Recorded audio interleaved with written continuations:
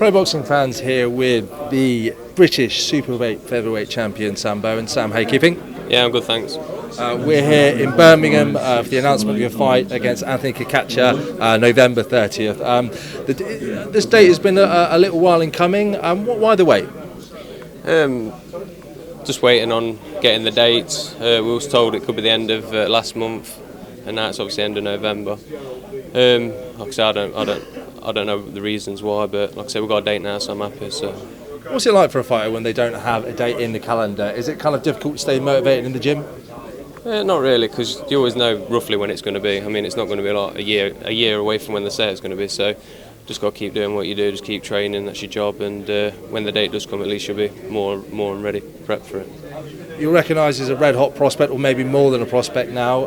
Anthony Kakacha, potential banana skin, because there were the great fights for you on the horizon. But I guess it's important to keep your eye on the prize. Yeah, definitely. He's a good lad. I watched him fight Martin Ward. He's a very, very good fighter. He's only been beat once, and that was against Martin Ward, who's a top fighter himself. Just got to do what I do best and just train hard, and hopefully things will come good on the 30th of November. He's rangy. He's probably a taller guy than you are. How do you think those physical attributes are going to make a difference to the fight? Yeah, he's a little bit taller than me and a little bit more rangy. I mean, I don't know how he's going to make the weight. I mean, I don't fancy him on that, so it might drain him a bit making the weight. It's going to have me coming on to him, so like I say, we'll have to see on the night, but I'm confident enough that I'll be able to break him down. He's another guy that's had a little bit of inactivity over the years, and particularly this year as well. How does being out the ring for a few months, how does it affect a fighter? The ring rust, how does it affect you? I'm alright as long as I keep sparring, so I don't know his preps and his training plans, but for myself, as long as I'm sparring and stuff, you can pick everything back up. And the fighting and sparring is the same, obviously, it's just without a guard and you're trying to win. So things will be going well, and I'll be getting plenty of sparring, and shouldn't be any issues as if I've been out the ring for 8 months or whatever it is. So. You mentioned there you caught his unanimous points loss to Martin J. Ward. You were there at the fight. What did you make of it? Can you take anything from that? A while ago now, I appreciate. Not really, because Martin Ward box is totally different to how I box. I thought it was a fair decision, and I just think Kakacha didn't really do enough to force the pace a little bit, and obviously it was Martin Ward was beating him on points. So I thought it was a fair decision. It was a good fight to watch, but that's it really. Come through this one, what's the plan? Do you want to win the British outright before you move on, or is there something else that may come up before that happens? I don't know if there's anything going to come up before, so if there isn't anything that's going to come up, then we'll aim to box and win the British outright. But if something were to come up, then we'd have to assess it and then go from there. Just something we spoke about off camera, you've now, I think, officially given in your notice with Caterpillar. Talk to us for a little bit, first of all, about what it was like being a British champion and having a full-time job, and what were your reasons, obvious reasons, I guess, for giving up? Yeah, working and training, it's relentless, it's hard.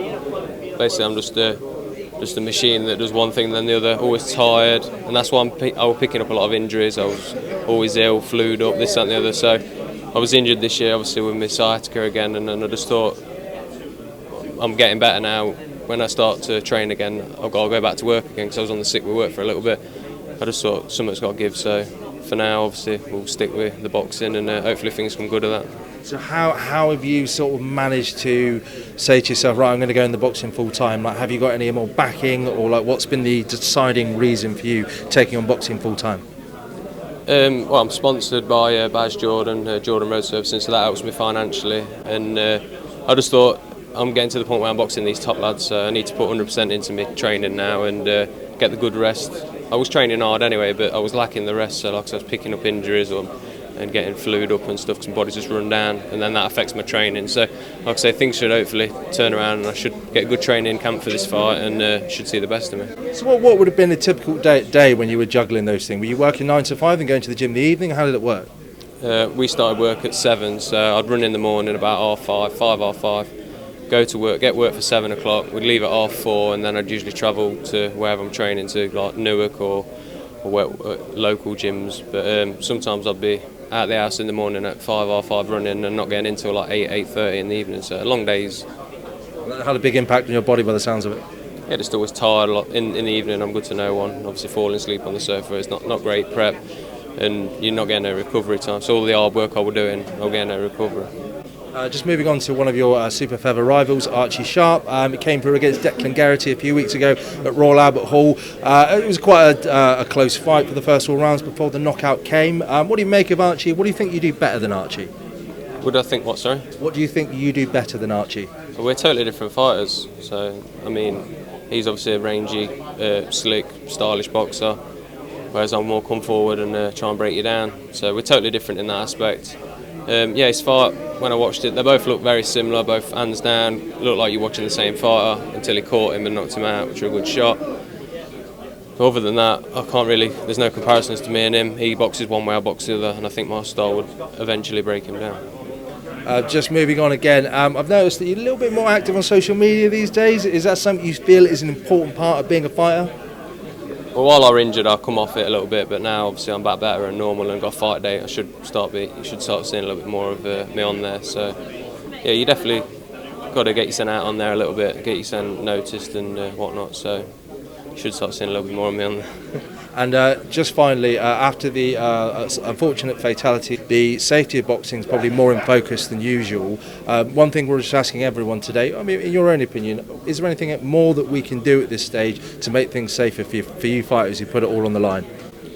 I don't know if there's anything that people can do other than the boxers themselves. I mean, obviously prep right and make sure they're hydrated and stuff, but it is scary and it is always a worry. It is to me anyway.